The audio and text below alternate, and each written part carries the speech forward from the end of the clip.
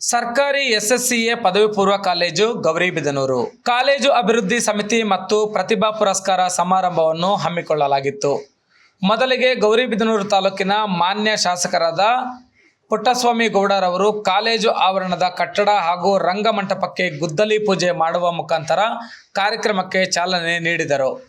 ವಿದ್ಯಾರ್ಥಿಗಳ ಪ್ರಾರ್ಥನೆ ನಂತರ ದೀಪ ಬೆಳಗಿಸುವ ಮುಖಾಂತರ ಕಾರ್ಯಕ್ರಮ ಪ್ರಾರಂಭವಾಯಿತು. ನಂತರ ಮಾತನಾಡಿದ ಶಾಸಕರು, ನಾನು ಸಹ ಸರ್ಕಾರಿ ಶಾಲೆಯಲ್ಲಿ 1ರಿಂದ 10ನೇ ತರಗತಿವರೆಗೂ ಓದಿದ್ದು, ನಂತರ ಸರ್ಕಾರಿ ಕಾಲೇಜಿನಲ್ಲಿಯೇ ವ್ಯಾಸಂಗ ಮಾಡುತ್ತಿದ್ದನು. ಎಲ್ಲ ಖಾಸಗಿ ಶಾಲೆಗಳಿಗಿಂತ ಸರ್ಕಾರಿ ಶಾಲಾ ಕಾಲೇಜುಗಳಲ್ಲಿ ವ್ಯಾಸಂಗ ಉತ್ತಮವಾಗಿರುತ್ತದೆ.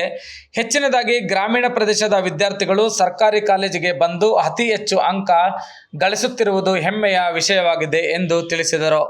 ನಿಮ್ಮ ಮನಸ್ಸು ನೀವು ಓದಬೇಕು ಅನ್ನೋ ಸಂಕಲ್ಪ, ನಿಮ್ಗೆ ಡೆಡಿಕೇಶನ್ ಇಂಪಾರ್ಟೆಂಟ್ ಹೊರತು ಯಾವ ಕಾಲೇಜುಗಳು ಪ್ರೈವೇಟ್ ಗವರ್ಮೆಂಟ್ ಇಂಪಾರ್ಟೆಂಟ್.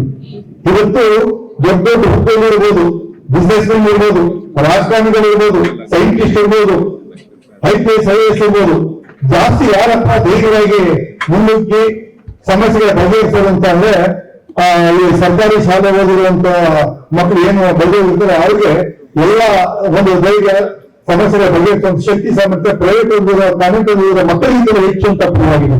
ನಂತರ ಅತಿ ಹೆಚ್ಚು ಅಂಕ ಪಡೆದ 36 ವಿದ್ಯಾರ್ಥಿಗಳಿಗೆ ಶಾಲೆಯಿಂದ ಅಭಿನಂದನಾ ಪತ್ರ ಹಾಗೂ ಶಾಸಕರ ಕಡೆಯಿಂದ ನಗದನ್ನು ವಿತರಿಸಲಾಯಿತು.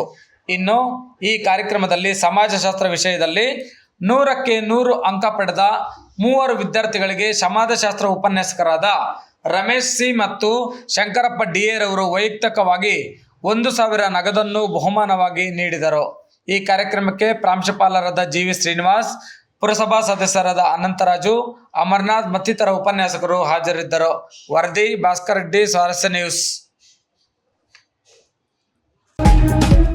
ಸ್ವಾರಸ್ಯ ನ್ಯೂಸ್, ಇದು ಜನರ ಪ್ರತಿಧ್ವನಿ.